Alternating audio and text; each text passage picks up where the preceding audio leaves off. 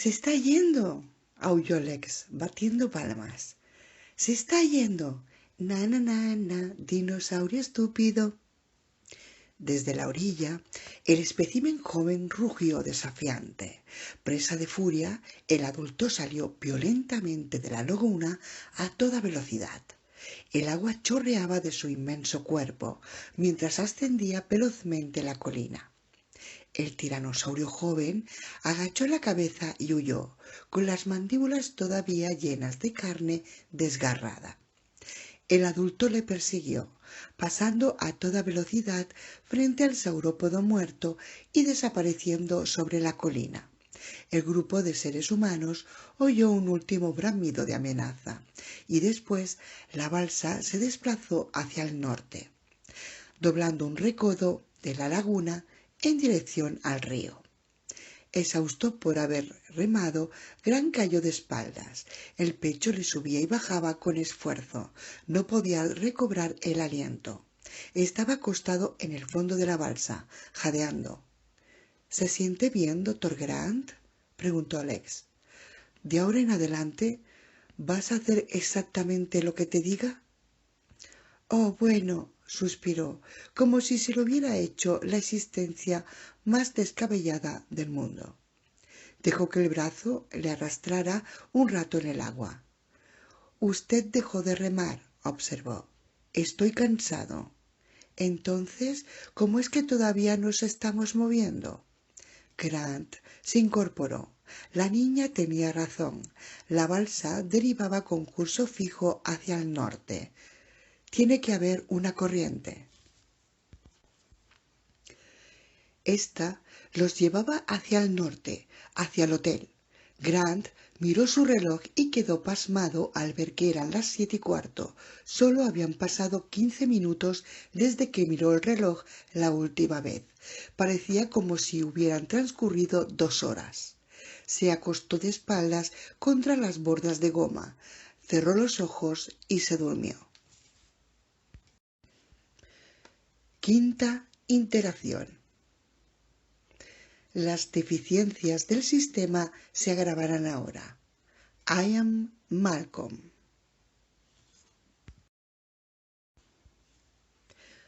Búsqueda.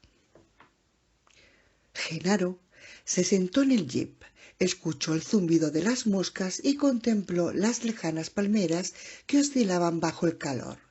Quedó asombrado por lo que tenía la apariencia de un campo de batalla. La hierba había sido pisoteada hasta su total aplastamiento en un radio de 90 metros.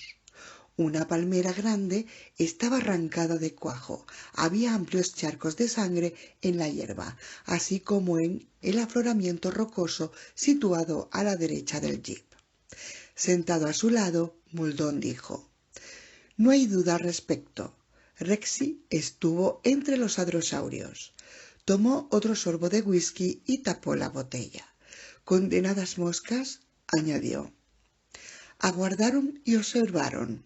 Genaro tamborileó con los dedos en el tablero de instrumentos. «¿Qué estamos esperando?» Muldoon no respondió enseguida. «El Rex está por ahí, en alguna parte», dijo escudriñando el paisaje, con los ojos entornados por el sol. «Y no tenemos una sola maldita arma». «Estamos en un jeep». «Oh, ese animal puede correr más deprisa que el jeep.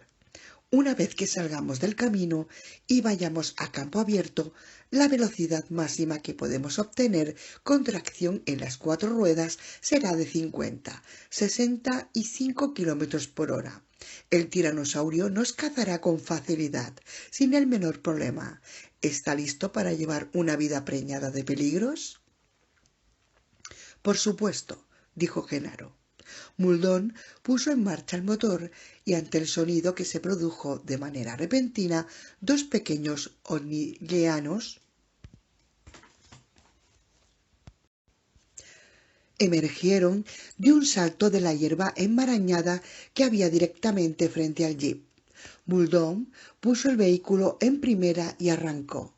Condujo describiendo un amplio círculo alrededor del lugar pisoteado y después se desplazó hacia adentro, trazando círculos concéntricos de diámetro decreciente, hasta que, al final, llegó a un lugar del campo en el que habían estado los pequeños onilianos. Después se apeó y caminó hacia adelante por la hierba, alejándose del jeep. Se detuvo cuando una densa nube de moscas se lanzó por el aire. —¿Qué es? —preguntó Genaro a gritos. —Traiga la radio —le contestó. Genaro salió del jeep de un salto y avanzó presuroso hacia adelante. Aún desde lejos pudo percibir el olor agridulce de materia orgánica en reciente descomposición. Vio una forma oscura en la hierba, con costras de sangre seca, las patas en posición oblicua. —Hadrosaurio joven —dijo Muldoon, contemplando el cadáver. Toda la manada huyó en estampida, pero el joven se separó y el T-Rex lo derribó. —¿Cómo lo sabe? —preguntó Genaro. La carne estaba desgarrada, como consecuencia de muchas mordeduras. —Se puede dar cuenta por los excrementos —dijo Muldoon—. ¿Ve esos pedacitos de color blanco gredoso que hay en la hierba? Eso es bosta del hadro. El ácido úrico le confiere el color blanco. Pero mire ahí, señaló un montón grande sobre la hierba, cuya altura llegaba hasta la rodilla de un hombre. Esa es bosta de tiranosaurio. ¿Cómo sabe que el tiranosaurio no llegó más tarde? Por la forma del mordisco. ¿Ve esas chiquitas de ahí? Señaló unas a lo largo del vientre. Son de otis. Esas mordeduras no sangraron. Son posteriores a la muerte. Se deben a los carroñeros. Los otis las hicieron, pero el hadro lo derribaron con una mordedura en el cuello.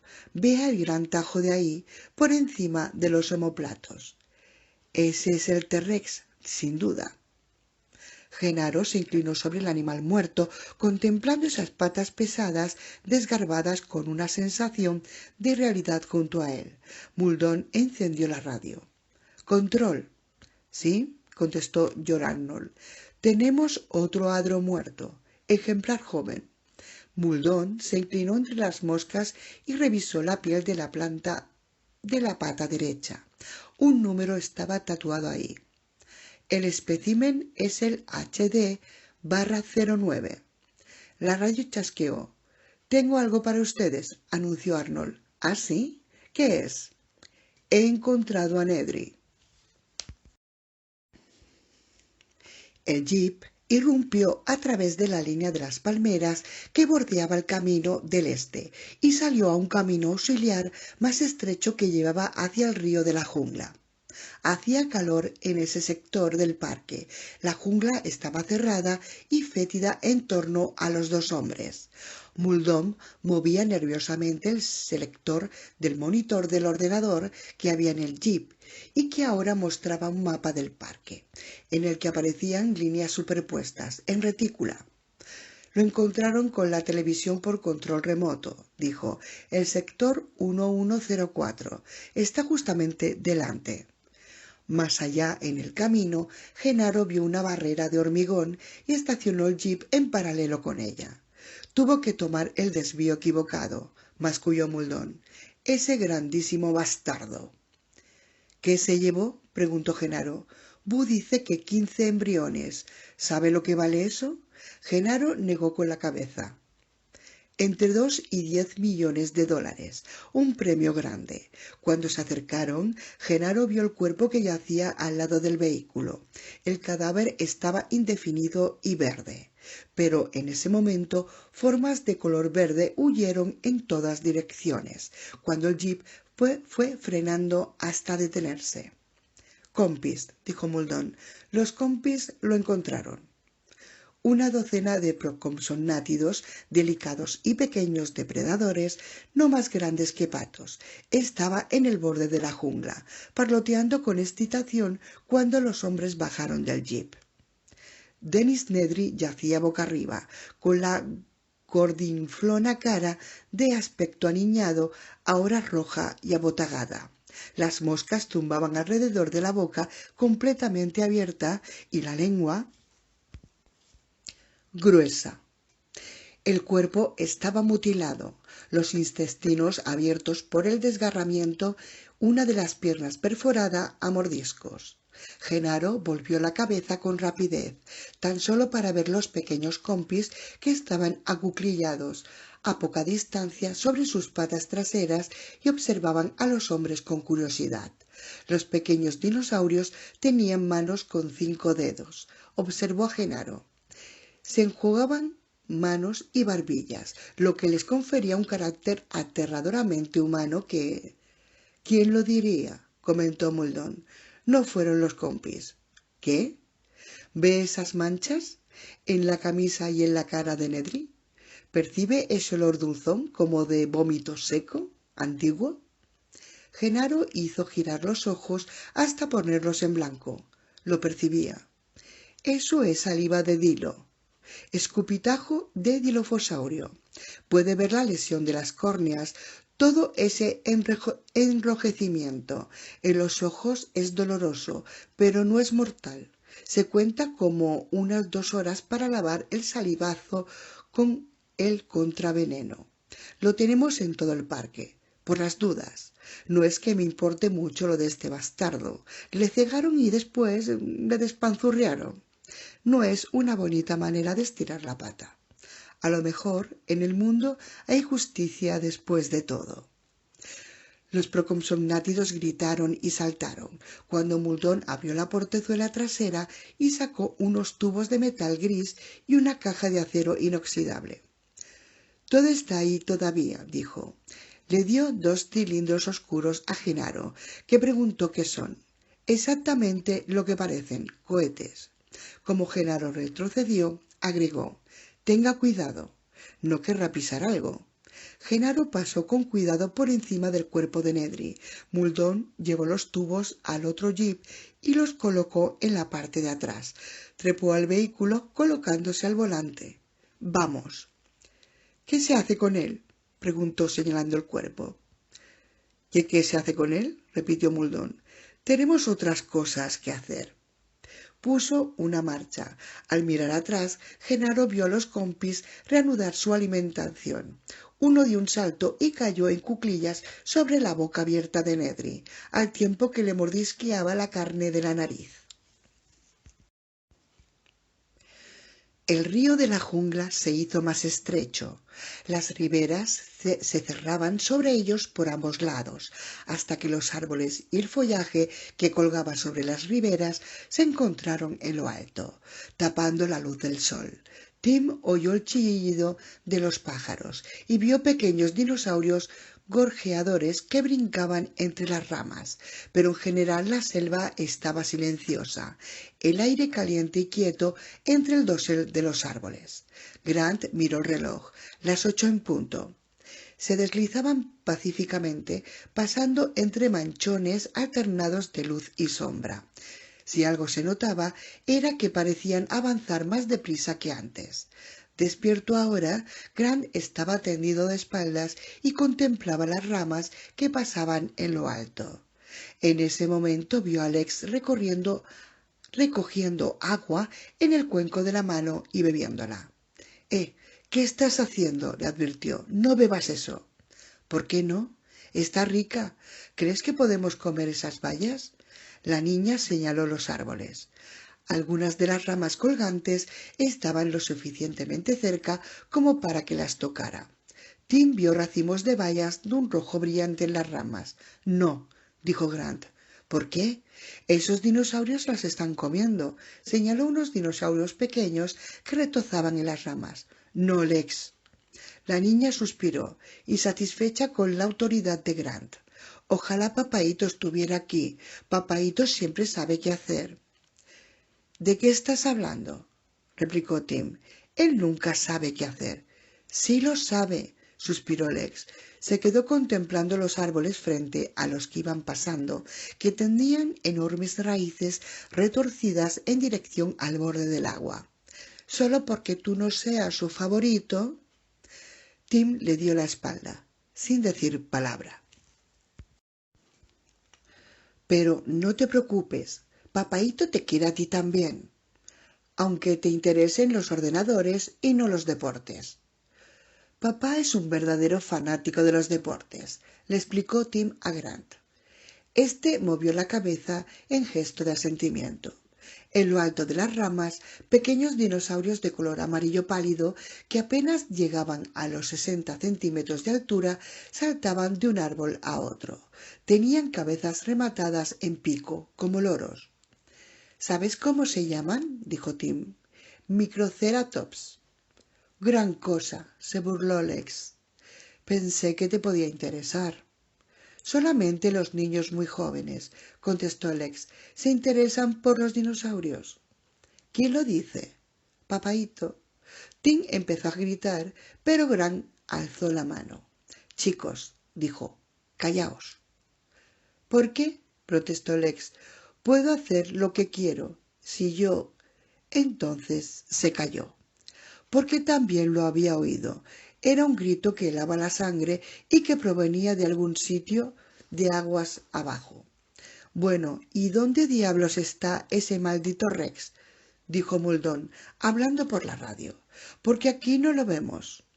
Había regresado al complejo de saurópodos y estaban observando la hierba pisoteada por donde los hadrosaurios habían huido en estampida. Al tiranosaurio no se le veía por ninguna parte. Ahora lo comprobaré, dijo Arnold, y salió de la transmisión. Muldoon se volvió a Genaro.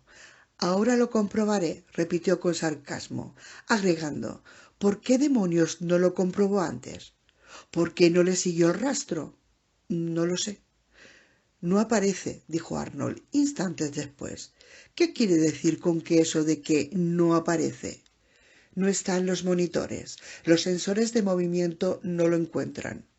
¡Demonios!, masculló Muldoon. No hay más que decir de los sensores. ¿Ve a Grant y a los chicos?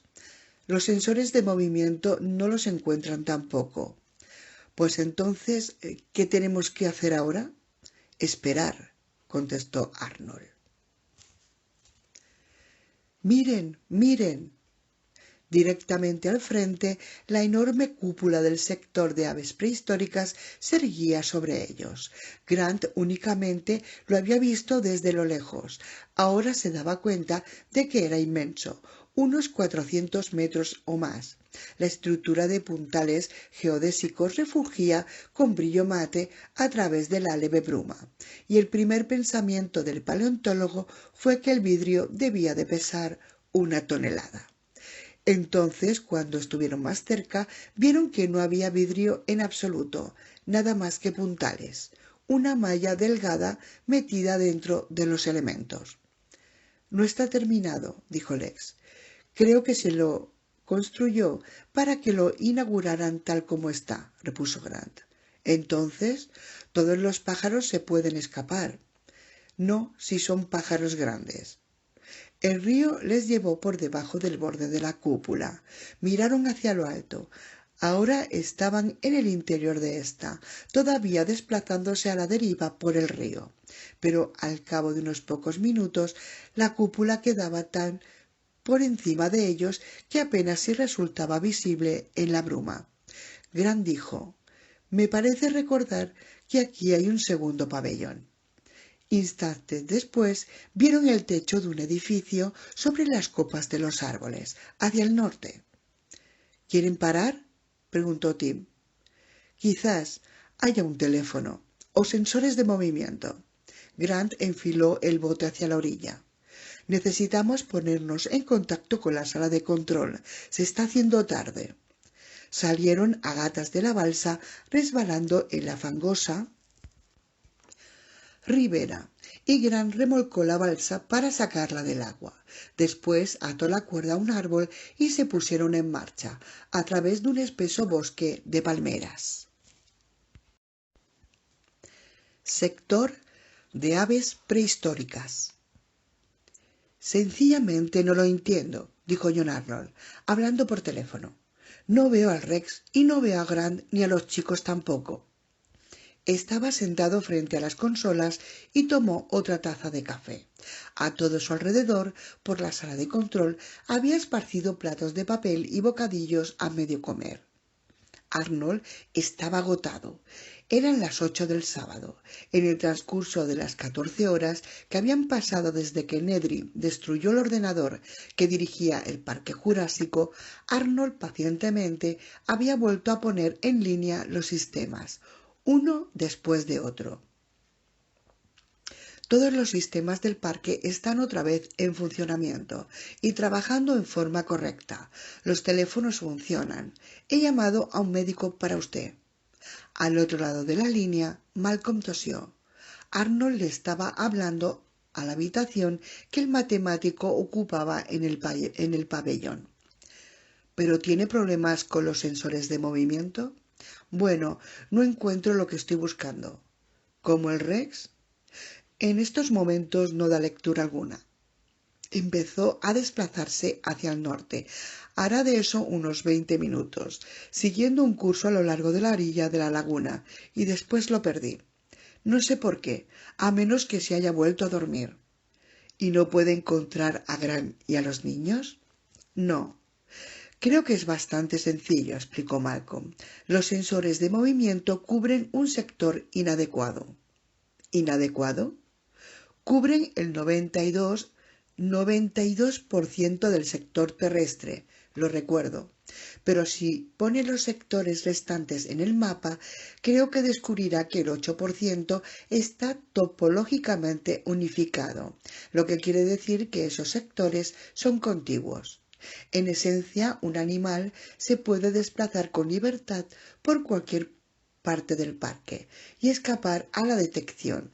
Si se desplaza por un camino de mantenimiento o por el río de la jungla o por las playas o por donde sea.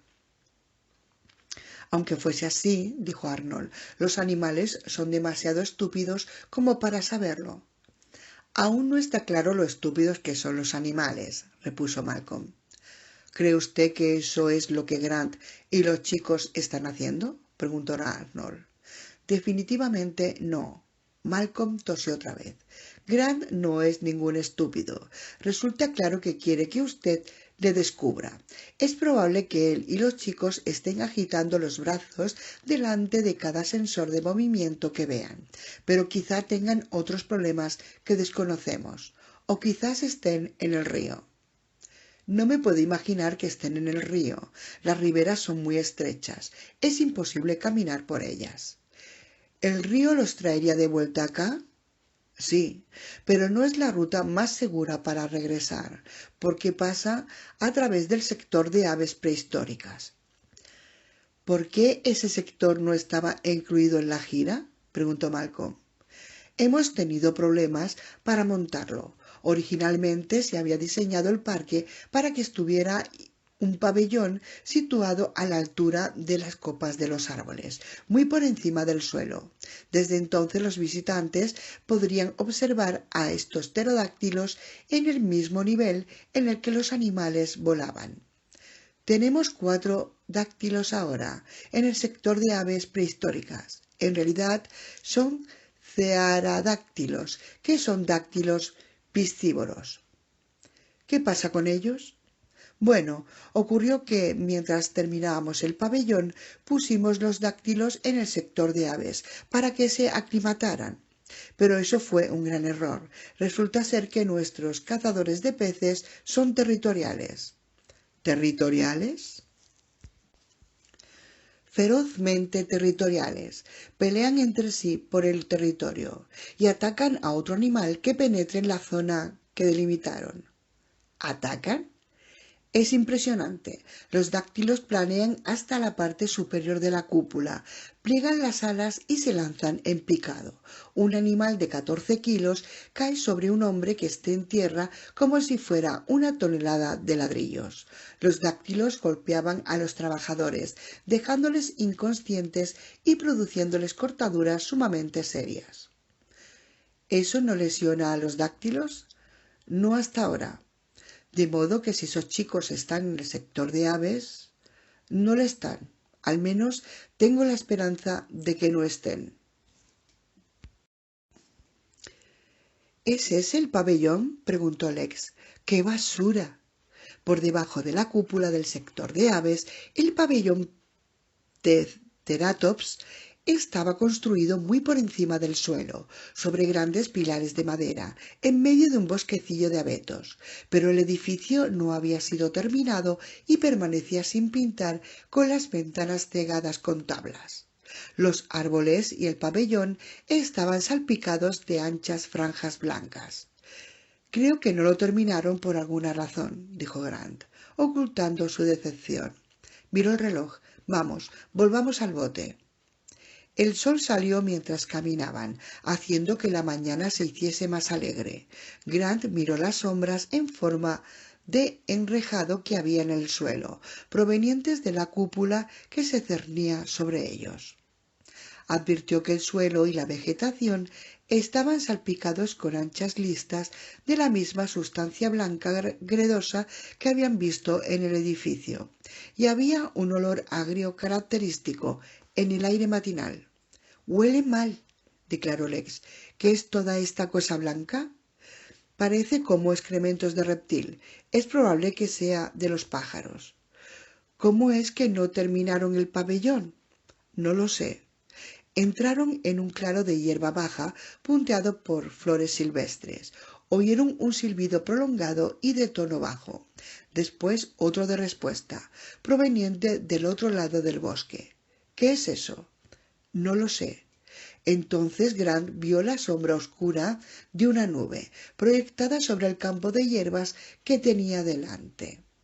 La sombra se desplazaba con rapidez. En pocos instantes pasó sobre ellos en vuelo rasante.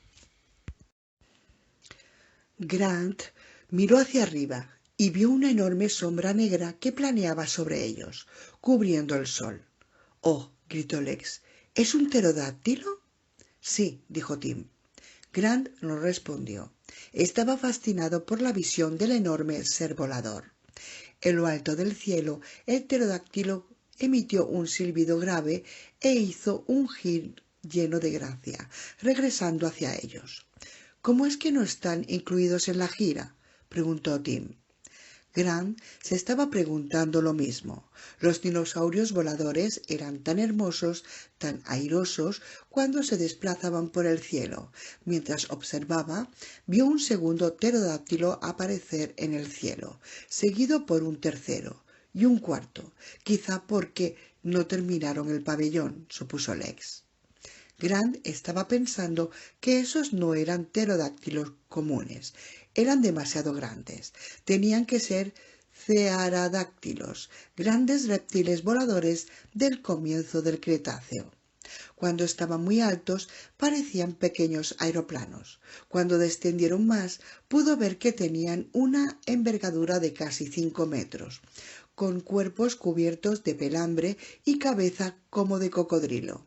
Comían peces, según recordó, Sudamérica y México. Lex se hizo sombra en los ojos con la mano y alzó la vista hacia el cielo. ¿Nos pueden hacer daño? No lo creo. Comen peces. Uno de los dáctilos descendió en espiral, una veloz sombra oscura que pasó como una exhalación junto a ellos, produciendo una corriente de aire caliente y dejando atrás un persistente olor agrio. «¡Guau!», exclamó Lex. «Son verdaderamente grandes». Y después preguntó: «¿Estás seguro de que no nos pueden hacer daño?» «Muy seguro». Un segundo dáctilo se abalanzó sobre ellos, desplazándose muy rápido y más rápido que el primero. Llegó desde atrás, pasando como un relámpago sobre sus cabezas. Grant tuvo una fugaz visión de su pico dentado y del cuerpo peludo. Parecía un enorme murciélago, pensó, pero quedó impresionado por el aspecto frágil de los animales. Sus alas inmensas, de delicadas membranas rosadas, resultaban traslúcidas. Todo reforzaba la imagen de delicadeza de los dáctilos. «¡Ay!», gritó Lex, apretándose el cabello. «¡Me ha mordido!». «¿De qué?», se sorprendió Grant. «Me ha mordido, me ha mordido». Cuando retiró la mano, tenía sangre en los dedos. En lo alto del cielo, 2 dáctilos más plegaron las alas, desplomándose como pequeñas formas oscuras que caían hacia el suelo. Mientras se abalanzaban a tierra, producían una especie de alarido. «¡Vamos!», exclamó Grant, aferrando la mano de los chicos. Corrieron a través de la pradera, oyendo el alarido que se aproximaba, y se arrojó al suelo en el último momento, arrastrando a los chicos con él, mientras los 2 dáctilos silbaban y chillaban al pasar sobre ellos, batiendo las alas.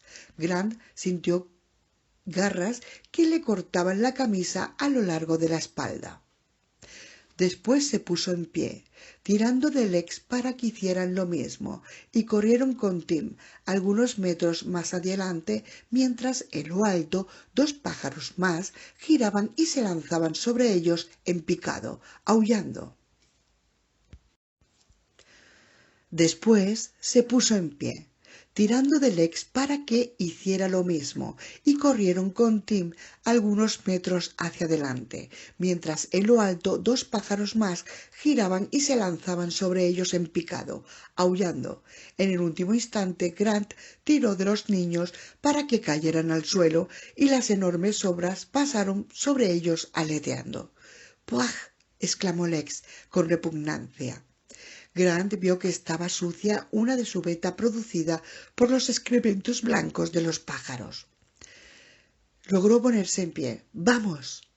Estaba a punto de correr cuando Lex lanzó un alarido de terror. Grant se volvió y vio que uno de los dáctilos le habían apresado por los hombros, utilizando sus garras traseras. Las enormes alas coriáceas del animal, traslúcidas a la luz del sol, batían intensamente a ambos lados de la niña.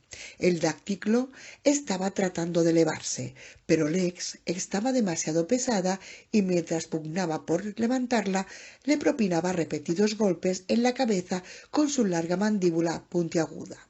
Lex gritaba, agitando los brazos con desesperación. Grant hizo lo único que se le ocurrió en aquel momento.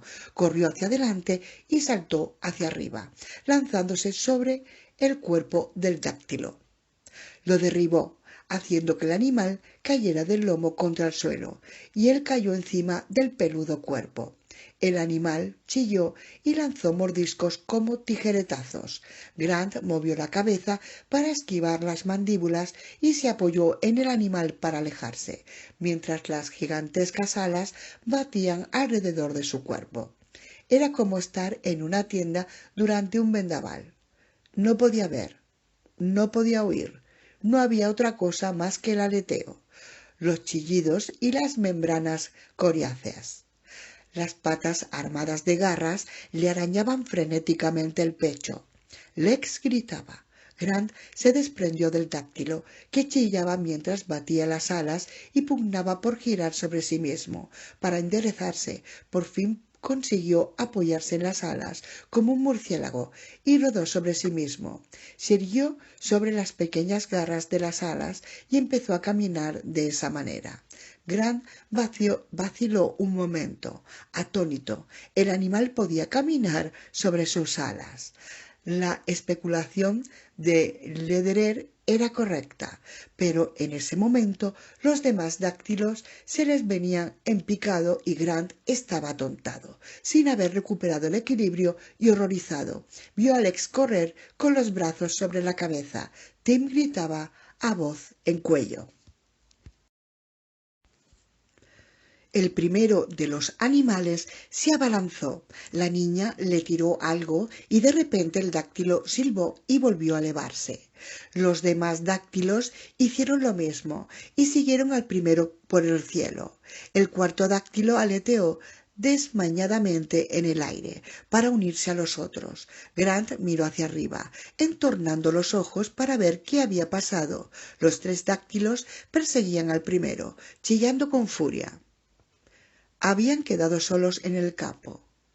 «¿Qué ha pasado?», preguntó Grant. «Tienen mi guante», contestó Lex. «Mi Darryl Strawberry especial».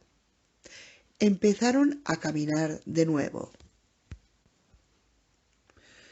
Tim puso el brazo alrededor de los hombros de su hermana. «¿Estás bien?». Claro que sí, estúpido, respondió Lex, sacudiéndoselo de encima. Miró hacia arriba. Espero que se atraganten y se mueran. Sí, dijo Tim, yo también. Allá adelante vieron el bote en la orilla.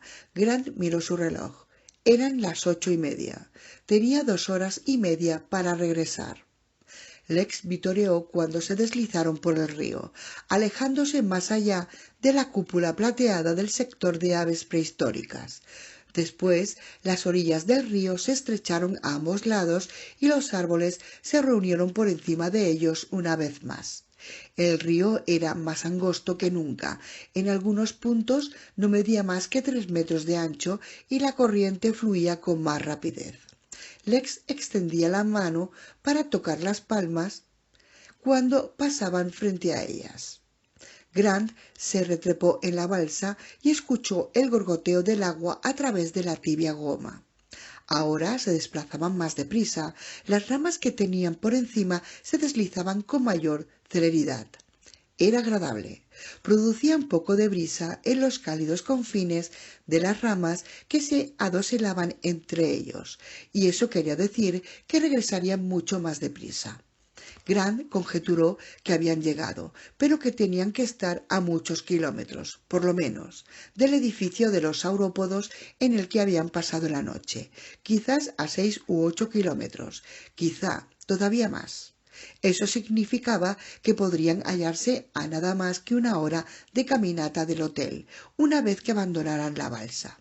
Pero después de lo del sector de aves prehistóricas, Grant no tenía el menor interés por volver a dejar el río.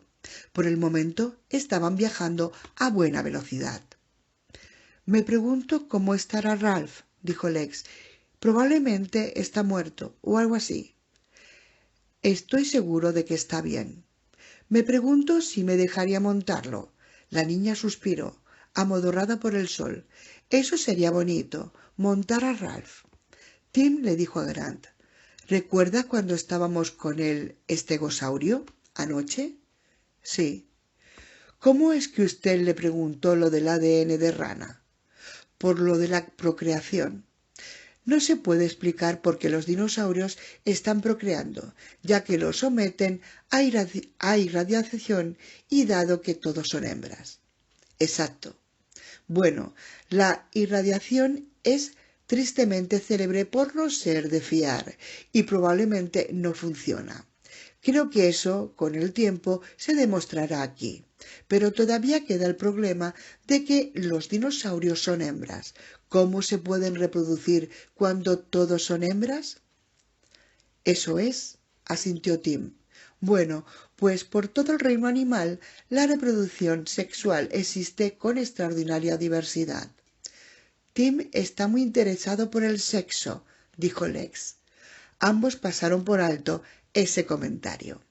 Por ejemplo, prosiguió Grant, muchos animales tienen reproducción sexual sin siquiera mantener lo que llamaríamos relaciones sexuales. El macho libera un espermatóforo que contiene el esperma y la hembra lo recoge más tarde. Esta clase de intercambio no requiere que haya tanta diferencia física entre macho y hembra como solemos creer con frecuencia. Los machos y las hembras son más parecidos en algunos animales que en los seres humanos. Pero, ¿qué pasa con las ranas? Grant oyó chillidos repentinos que venían de las ramas que venían por encima.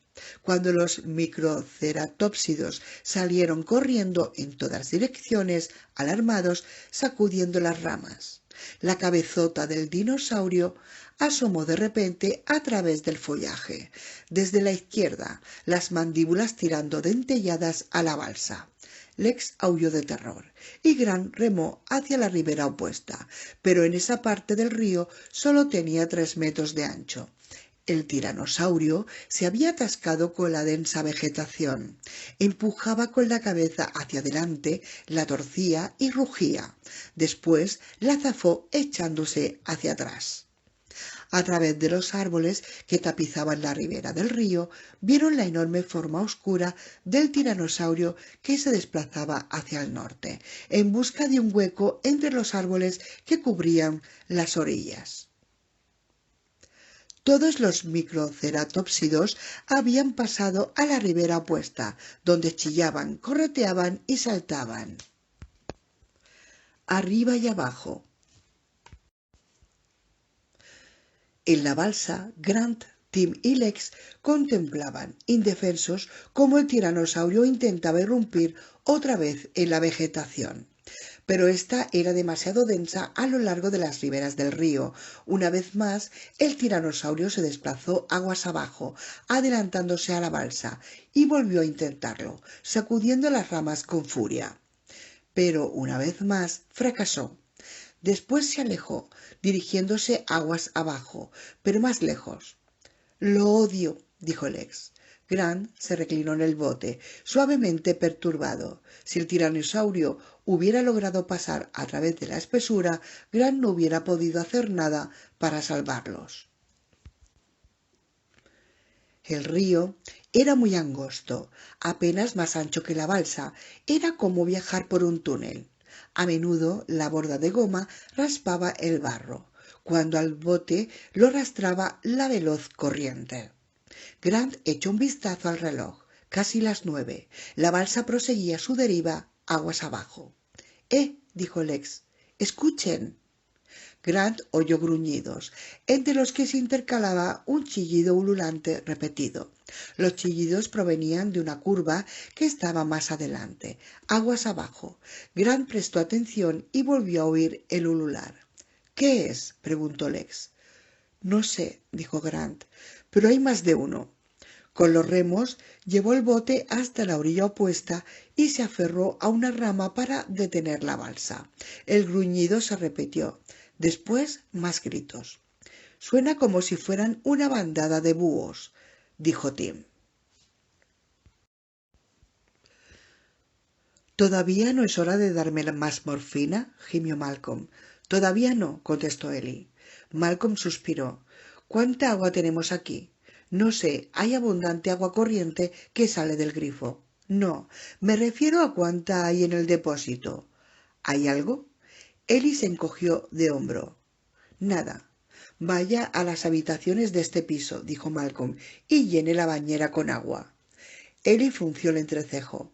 «Además», prosiguió Malcolm, «¿tenemos receptores transmisores móviles personales? ¿Linternas? ¿Fósforos? ¿Calentadores de supervivencia? ¿Cosas como estas?» «Buscaré». «¿Está previniendo que se produzca un terremoto?» «Algo así. El efecto Malcolm entraña cambios catastróficos». Pero Arnold dice que todos los sistemas están funcionando a la perfección. Ahí es cuando se produce. Usted no tiene una gran opinión de Arnold, ¿no? Él está bien. Es un ingeniero, Boo lo mismo. Ambos son técnicos. No tienen inteligencia.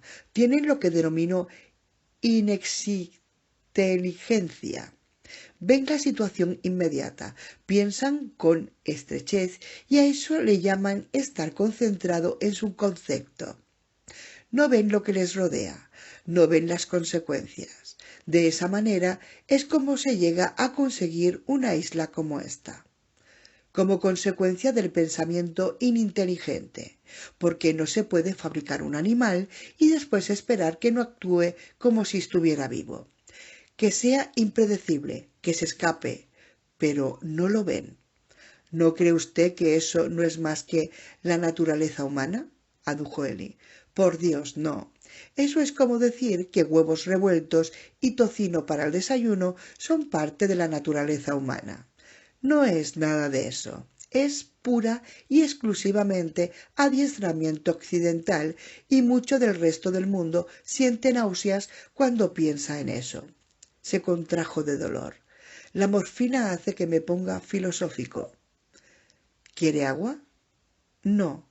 Le diré cuál es el problema de los ingenieros y los científicos. Los científicos tienen una línea de cháchara cuidadosamente elaborada acerca de cómo persiguen el conocimiento de la verdad de la naturaleza, lo que es cierto, pero no es cierto lo que los mueve. A nadie le mueven atracciones tales como la búsqueda de la verdad. En realidad, lo que le preocupa a los científicos son los logros y están concentrados en si pueden hacer algo. Nunca se detienen a preguntar si deben hacer algo. De modo muy conveniente, a tales reflexiones las definen como inútiles. Si no lo hacen ellos, algún otro los hará.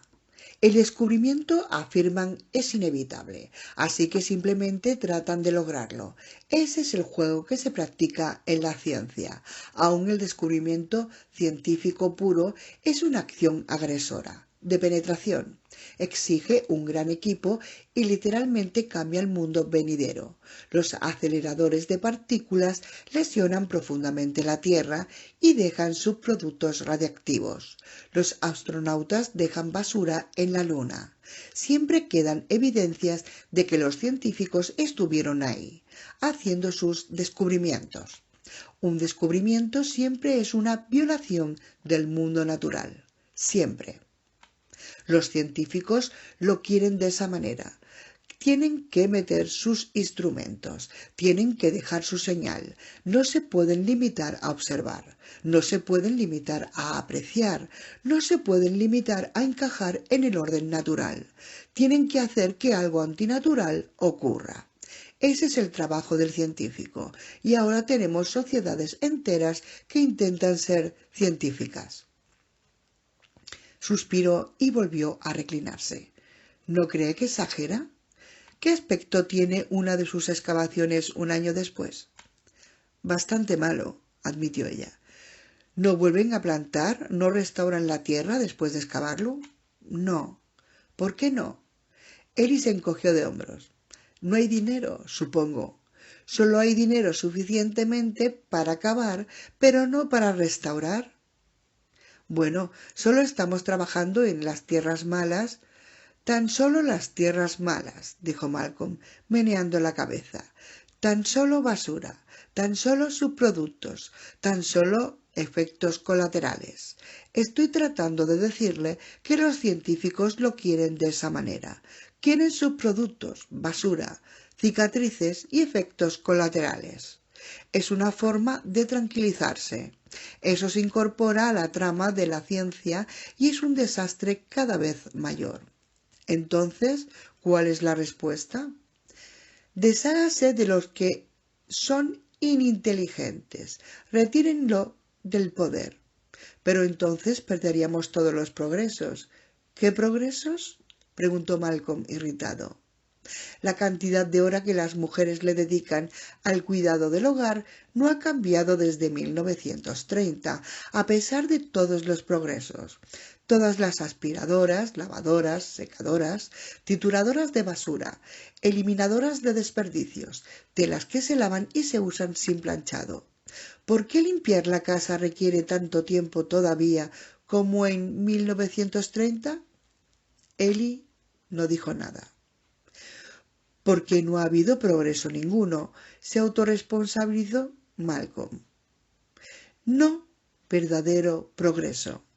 30.000 años atrás, cuando los hombres estaban haciendo pinturas rupestres en Lascaux, trabajaban 20 horas semanales para abastecerse de alimento, refugio y vestido. El resto del tiempo podrían jugar o dormir o hacer lo que quisieran. Y vivían en un mundo natural, con aire puro, agua pura, hermosos árboles y ocasos. Piense en eso, 20 horas por semana, hace 30.000 años. ¿Quiere volver atrás el reloj? No. Quiero que la gente despierte. Hemos tenido 400 años de ciencia moderna y en este momento deberíamos saber para qué sirve y para qué no. Es hora de cambiar. ¿Antes de que destruyamos el planeta?, inquirió Ellie. Malcolm suspiró y cerró los ojos. Después, oh querida, eso sería lo último de lo que me preocuparía.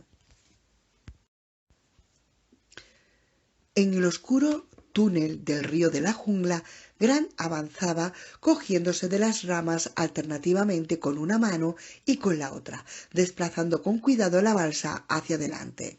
Todavía percibía los sonidos y por fin vio los dinosaurios. ¿No son esos los venenosos? Sí, contestó Grant. Dilofosaurios. Erguidos en la orilla habían dos dilofosaurios. Los cuerpos de 3 metros de alto tenían manchas amarillas y negras. Por debajo el vientre era verde brillante, como el de las lagartijas.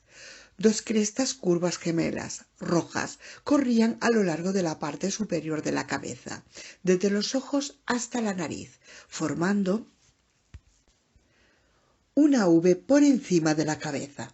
La apariencia como de pájaro quedaba reforzada por el modo en que los animales se movían, inclinándose para beber agua del río, irguiéndose después para gruñir y ulular. Lex susurró: ¿Deberíamos bajar y caminar? Grant contestó que no con la cabeza. Los dilofosaurios eran más pequeños que el tiranosaurio, lo suficientemente pequeños como para pasar entre el denso follaje que había en los márgenes del río, y parecían ser rápidos, cuando gruñían y ululaban entre sí. Pero no podemos pasar frente a ellos en el bote, dijo Lex. Tienen veneno. Tenemos que hacerlo, de alguna manera. Los dilofosaurios siguieron bebiendo y ululando. Parecían estar interactuando entre ellos, según una pauta de conducta extrañamente ritual. Reiterativa. El animal que estaba a la izquierda se inclinaba para beber, abriendo la boca para desnudar las largas hileras de dientes agudos, y entonces ululaba. El animal de la derecha ululaba respondiendo al primero y se inclinaba para beber, reproduciendo de manera idéntica los movimientos del animal de la izquierda. Después la secuencia se repetía, exactamente de la misma forma. Grant observó que el animal de la derecha era más pequeño, con manchas de menor tamaño en el lomo, y que su cresta era de color rojo más opaco. ¿Quién lo diría?, contestó. Es un ritual de apareamiento. ¿Podemos pasar frente a ellos?, preguntó Tim.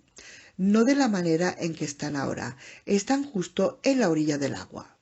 Grant sabía que los animales a menudo llevaban a cabo esos rituales de apareamiento durante horas. No comían, no prestaban atención a ninguna otra cosa. Miró su reloj. Las 9:20. ¿Qué hacemos?, preguntó Tim. Grant suspiró. No tengo la menor idea. Se sentó en la balsa y en ese momento los dilofosaurios empezaron a graznar y rugir repetidamente, presas de agitación.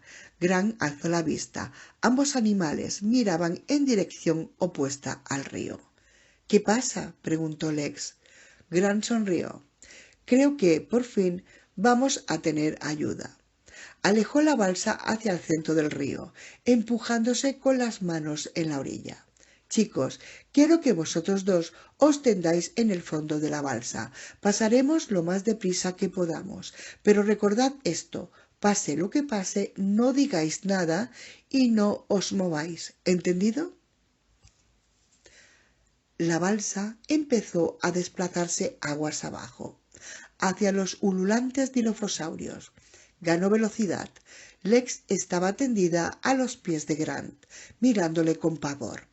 Se estaban acercando a los dilofosaurios, que todavía se hallaban de espaldas al río. Pero Grant extrajo su pistola de aire comprimido y revisó la cámara. La balsa siguió adelante y pudieron oler un hedor peculiar, dulzón y nauseabundo a la vez. Parecía vómito seco. El ulular de los dilofosaurios sonaba con mayor intensidad. La gran balsa dio vuelta a un último recodo y Grant contuvo la respiración. Los dilofosaurios no estaban a más que unos metros de distancia, graznando los árboles que estaban más allá del río. Como había sospechado, le estaban graznando al tiranosaurio. El animal intentaba pasar a través de la vegetación y los dilofosaurios ululaban y pataleaban en el barro. La balsa se deslizó frente a ellos. El hedor producía náuseas. El tiranosaurio rugió porque vio la balsa, pero al instante siguiente un golpe sordo. La balsa dejó de moverse. Estaban varados contra el margen del río, solo a unos pocos metros, aguas abajo de los dilofosaurios. Lex susurró: «¡Ah, grandioso!». Se oyó un prolongado sonido de frotación de la balsa contra el barro. Después empezó a navegar otra vez. Estaban bajando por el río. El tiranosaurio rugió por última vez y se fue. Uno de los dilophosaurios parecía sorprendido y después ululó. El otro ululó en respuesta al primero. La balsa se fue flotando río abajo. Tiranosaurio. El jeep avanzaba dando saltos bajo un sol cegador. Muldoon conducía, con Genaro a su lado. Estaban en campo abierto, alejándose de la densa línea de vegetación y palmeras que señalaba el curso del río. Unos 90 metros hacia el este. Llegaron a una elevación y Muldoon detuvo el vehículo. «Cristo, hace calor», comentó, enjugándose la frente con el dorso del brazo. Bebió de la botella de whisky que tenía entre las rodillas. Después se la ofreció a Genaro.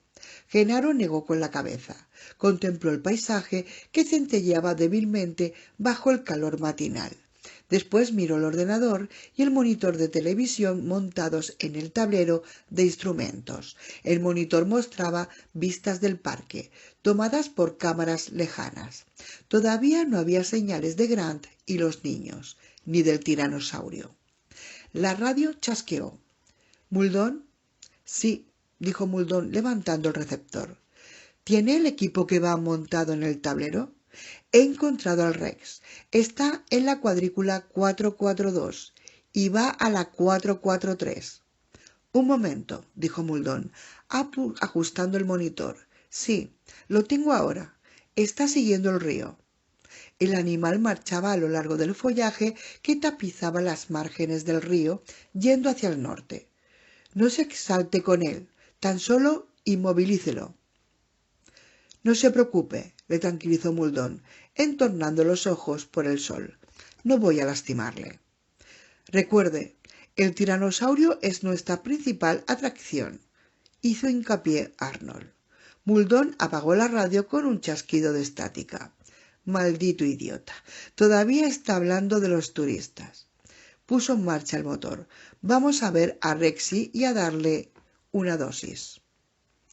El jeep avanzó traqueteando por el terreno. «Hace tiempo que estaba deseándolo», dijo Genaro. «Hace tiempo que esperaba hacerle una trastada a ese gran bastardo», confesó Muldoon. «Y ahí está». Se detuvieron con tanta brusquedad que el jeep giró sobre sí mismo. A través del parabrisas, Genaro vio el tiranosaurio directamente delante de ellos, moviéndose entre las palmeras que había a lo largo del río. Muldoon vació la botella de whisky y la tiró en el asiento de atrás. Tendió la mano para alcanzar sus tubos. Genaro miró el monitor de televisión que mostraba el jeep de ellos y el tiranosaurio. Debía de haber una cámara de circuito cerrado en los árboles, en alguna parte de allá. «Si quiere ayudar», dijo Muldoon, «puede romper los sellos y abrir esos cartuchos que tiene a sus pies». Genaro se inclinó y abrió una caja de Halliburton de acero inoxidable. El interior estaba acolchado con espuma de goma. 4 cilindros, cada uno del tamaño de una botella de 1/4 de litro de capacidad. Estaban alojados en la espuma. Todos llevaban el rótulo Moro-709. Genaro extrajo uno. «Le rompe la punta y le atornilla una aguja», explicó Muldoon. Genaro encontró un paquete de plástico con agujas grandes, cada una del diámetro de la yema de un dedo. Atornilló una en el cartucho. El extremo opuesto del cartucho tenía un peso circular de plomo. «¿Ese es el émbolo? Se comprime al producirse el impacto». Muldoon se sentó hacia adelante con el rifle de aire sobre las rodillas. Era de pesado metal tubular y gris. A Genaro le pareció que se trataba de una bazuca o de un lanzacohetes. «¿Qué es Moro-709? Tranquilizante clásico para animales. Los zoológicos de todo el mundo lo usan. Probaremos con 1000 centímetros cúbicos para empezar». Muldoon abrió la cámara con un movimiento seco. Era lo suficientemente grande como para que cupiese el puño. Deslizó el cartucho dentro y la cerró. «Esto debe de bastar», dijo Muldoon. «Un elefante normal necesita alrededor de 200 cc, pero cada uno solo pesa 2 o 3 toneladas. El Tyrannosaurus Rex pesa 8 toneladas y es mucho más malvado. Eso importa para la dosificación». «¿Por qué?». «La dosificación que se le da a un animal depende en parte del peso corporal y en parte del temperamento. Se dispara la misma dosis del 709 a un elefante, a un hipopótamo y a un rinoceronte. Al elefante le inmoviliza, de modo que se limita a quedarse quieto como una estatua. Al hipo le frena, de modo que se amodorra, pero se sigue moviendo, y el rino se vuelve furiosamente combativo. Pero, por otro lado, a un rinoceronte se lo persigue durante más de 5 minutos en un automóvil y se desploma muerto como consecuencia de un shock de adrenalina. Extraña combinación de dureza y delicadeza. Muldoon condujo lentamente hacia el río, acercándose al tiranosaurio. Continuó: «Pero todos esos son mamíferos. Sabemos mucho sobre cómo manejar mamíferos, porque todos los zoológicos están estructurados en torno a la atracción que ejercen los grandes mamíferos: leones, tigres, osos, elefantes. Sabemos mucho menos de los reptiles, y nadie sabe nada de los dinosaurios. Los dinosaurios son animales nuevos». «¿Usted los considera reptiles?», preguntó Genaro. «No, los dinosaurios no encajan en las categorías existentes». Le dio un brusco giro al volante para evitar una roca y prosiguió: «En realidad, lo que encontramos es que los dinosaurios fueron tan variables como los mamíferos lo son hoy. Algunos dinos son mansos y encantadores, y otros son malvados y desagradables. Algunos se ven bien y otros no. Algunos son estúpidos y otros son muy inteligentes». «¿Como los raptores?», completó Genaro. Muldoon asintió con la cabeza. «Los raptores son astutos, muy astutos. Créame, todos los problemas que tenemos hasta el momento no son nada comparados con los que tendríamos si los velociraptores escaparan alguna vez de su reserva. Ah, creo que esto es lo más cerca que podemos llegar de nuestro Rexy». Allá adelante, el tiranosaurio metía la cabeza entre las ramas, escudriñando el río, tratando de pasar. Después se desplazaba unos pocos metros río abajo para volver a intentarlo. «Me pregunto qué es lo que ve ahí dentro», dijo Genaro. «Es difícil saberlo. A lo mejor está tratando de llegar a los microceratópsidos que andan dando vueltas por las ramas. La van a hacer participar en una gozosa persecución». Muldoon detuvo el jeep a unos 45 metros del tiranosaurio. Dio vuelta al vehículo. Dejó el motor en marcha. «Siéntese detrás del volante», indicó, «y póngase el cinturón de seguridad». Tomó otro cartucho y lo prendió en la camisa. Después se apeó. Genaro se dispuso tras del volante. «¿Ha hecho esto antes, a menudo?». Muldoon eructó. Dijo: «Nunca. Trataré de darle justo detrás del conducto auditivo. Veremos cómo van las cosas a partir de ahí».